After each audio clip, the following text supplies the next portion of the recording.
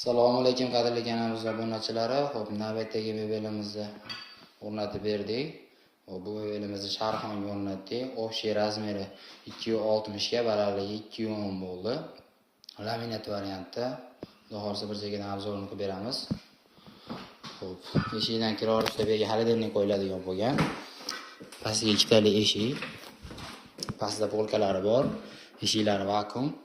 Har doimgidek tayri temir noshga oldini laminat bilan yopib qo'yganmiz.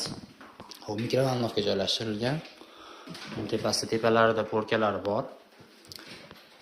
Eshiklari ham vakuum, o'zi yopiladigan variantda. Xo'p, mo'ykasi, granti, kafeli.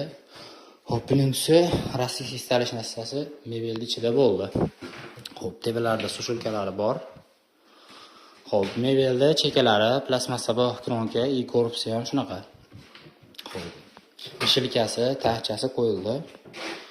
Bu g'aladonni qo'shib soladigan patnusi bor. Bular vakuum emas, kelishilgan holatda bo'ldi bu. Undan so'ng duxovka joylashtiriladi, gaz plita, yuvitichga joylarini ochib qo'yganmiz. Barimiz bu chekkaga yakkali eshik tushgan, buni ham polkalari bor. Kimga shunday xizmatlar kerak bo'lsa, ekranlarda ko'rib turgan nomerlarga aloqaga chiqaverasizlar.